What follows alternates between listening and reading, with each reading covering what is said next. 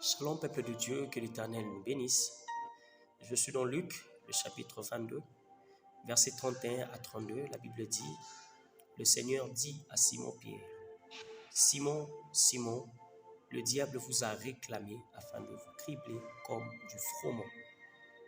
Mais j'ai prié pour toi afin que ta foi ne défaille point. » Dans ces passages bibliques, on nous explique en fait l'importance de la prière.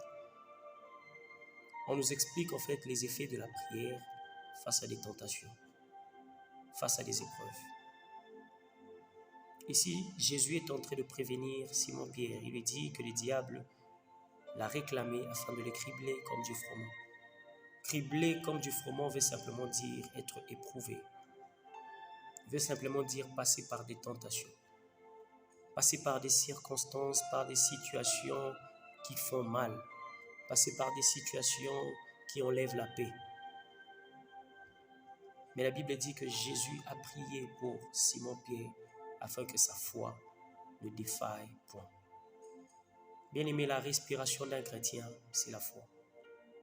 C'est pourquoi la Bible dit que nous sommes sauvés par grâce et par le moyen de la foi. Lorsque tu n'as pas la foi en toi, Dieu ne t'agrée pas. La Bible dit, or sans la foi, personne ne lui est agréable. Et qu'est-ce que l'ennemi lui fait? Il nous réclame afin de nous cribler comme du froment, afin d'éprouver notre foi, afin de tenter notre foi. Il nous réclame afin de voir si notre foi est infaillible, si notre foi est en Dieu. C'est ce que l'ennemi lui fait. Et dans le travail que l'ennemi fait, il ne regarde pas ton titre. Il réclame tout le monde. Que tu sois apôtre, que tu sois pasteur, que tu sois évangéliste, que tu sois, je ne sais pas moi qui à l'église. Le diable peut te réclamer. Si Pierre lui-même marchait avec Jésus, il a été réclamé. Qu'en est-il de toi et moi? Il y a des grands hommes dans la Bible qui ont été réclamés par le diable. Par exemple, Samson, il a été réclamé par le diable. Jésus lui-même a été réclamé par le diable. La Bible dit, après sa prière de 40 jours et 40 nuits, il a été tenté par le diable. Bien-aimés, dans la vie courante, nous sommes butés à des situations, à des circonstances très difficiles. Peut-être que tu n'as rien fait de mal, mais le diable te réclame. Être réclamé par le diable ne veut pas dire que tu marches dans le péché. Ne veut pas dire que tu as un problème avec Dieu, non. Vous savez, dans la Bible, il y a un homme au nom de Job. Il n'avait rien fait à Dieu. Il n'avait pas commis un péché. La Bible dit que Job était un homme intègre. Mais il a été criblé comme le froment. Il a été éprouvé. Il a été tenté.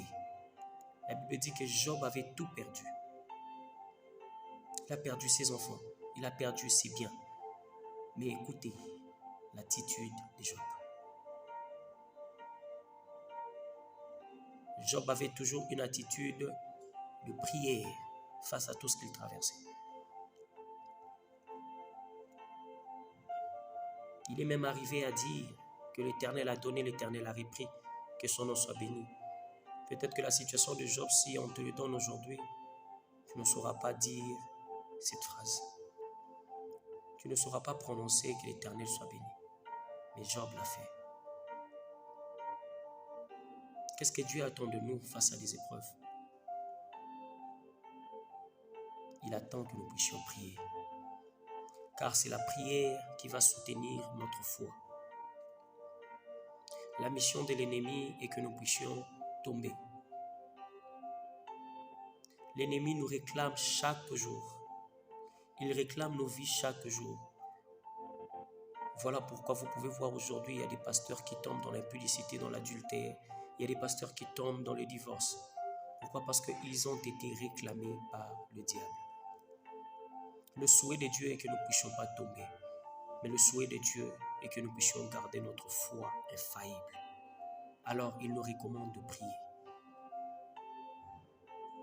Bien-aimé, pour le problème que tu es en train de traverser maintenant, pour les situations que tu traverses maintenant, Dieu veut que tu pries afin que ta foi ne défaille point.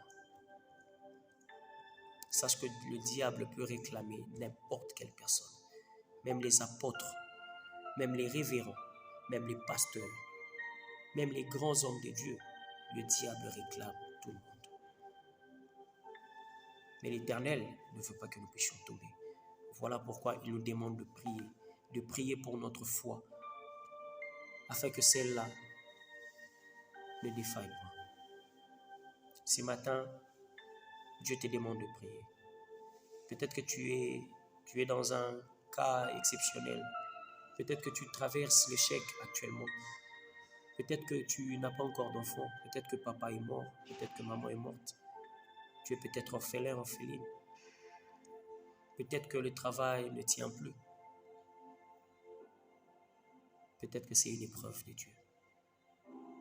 Peut-être que le diable est en train de te réclamer. Alors j'aimerais te demander de prier afin que ta foi ne défaille point. Que l'Éternel nous bénisse. Pour toi qui traverses des moments difficiles actuellement, laisse que la prière soit ta dernière solution. Que Dieu nous bénisse et bonne journée.